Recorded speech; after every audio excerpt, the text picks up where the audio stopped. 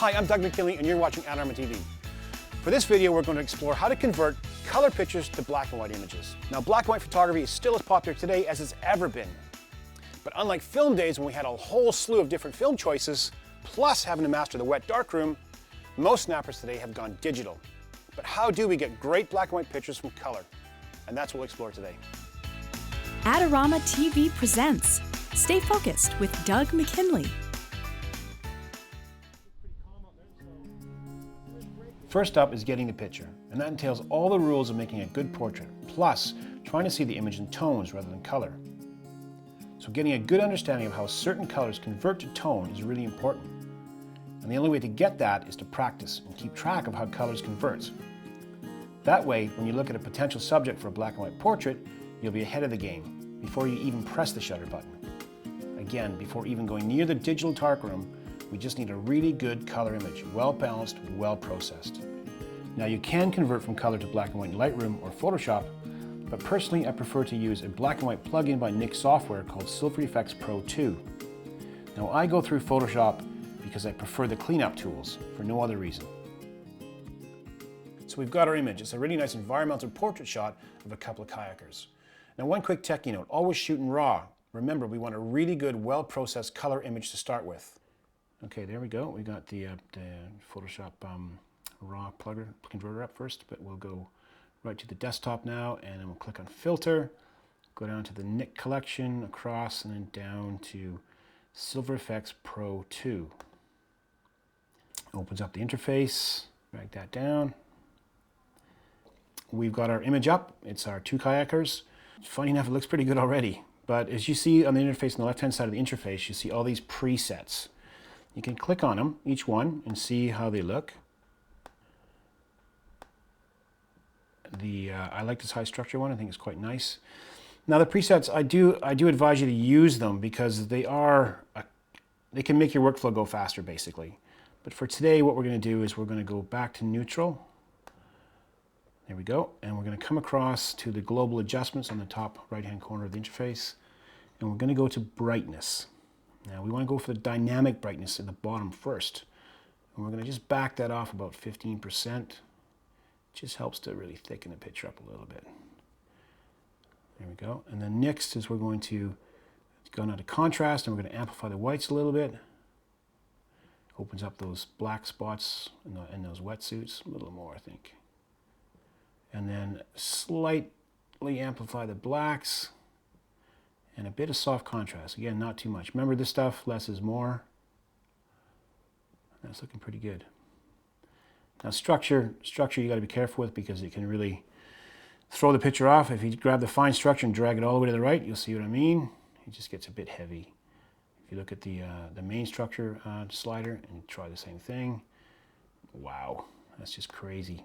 So we'll back that off. Keep that probably about, I don't know, 10% maybe.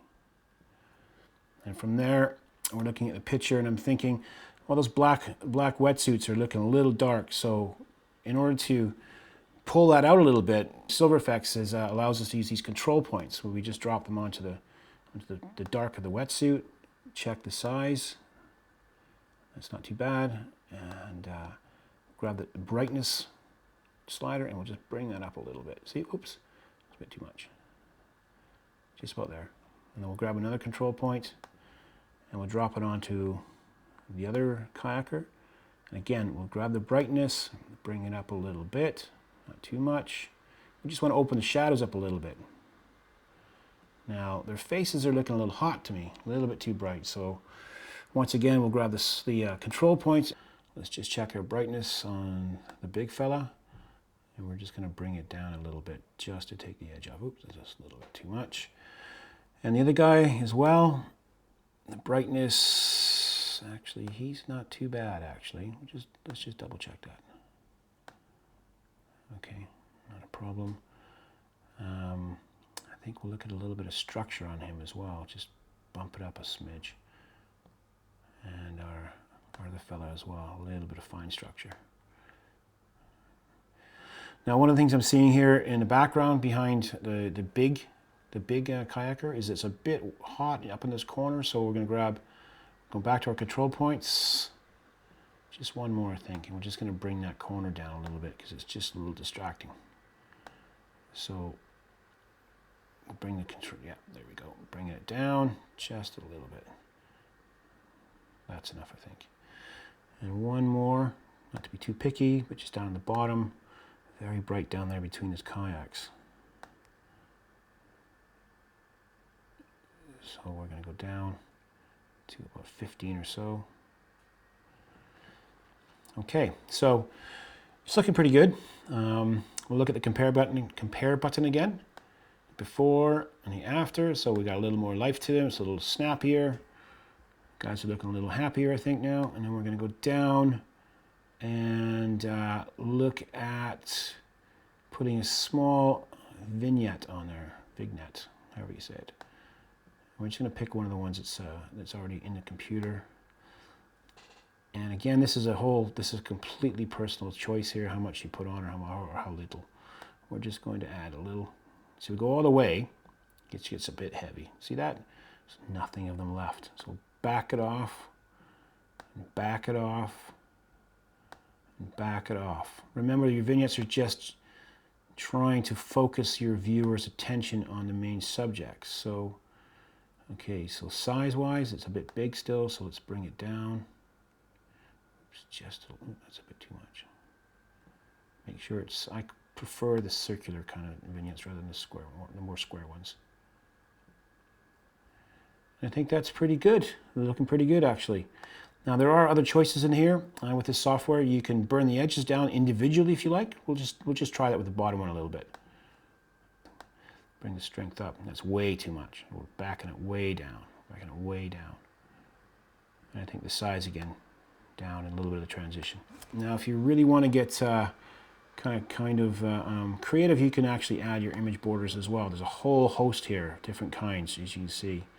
Again, you can change the size, the roughness of any of these borders. Let's go with that one. It's a bit too big for me, so we'll go the other way. Take it up to the edge, maybe a little back off a little bit. I like the spread a little more, so I'm going to add some spread. But so that's looking pretty good. Now, once you get to this point and you're happy with the picture, just double check your compare button again.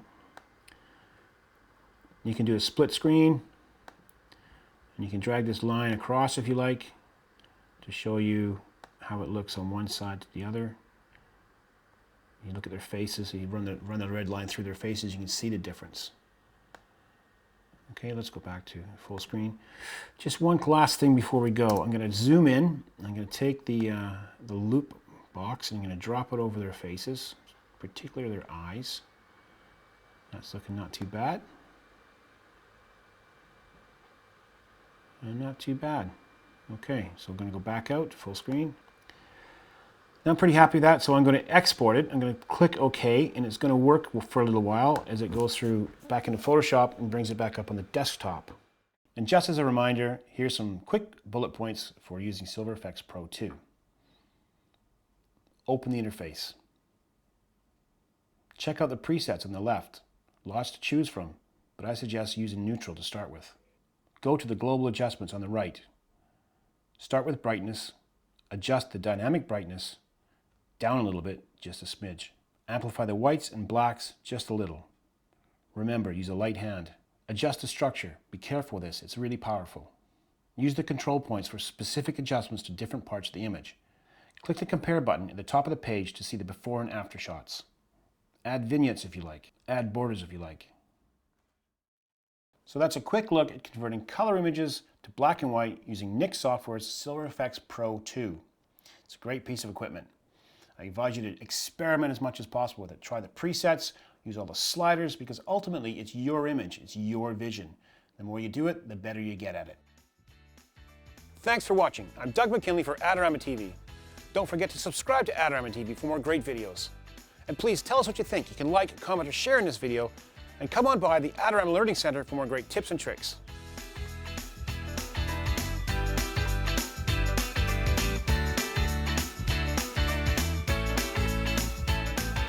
Do you want great-looking prints at low cost? Be sure to visit our easy-to-use online printing service. Adorama Pix has professionals who treat your images with the utmost care that you can count on.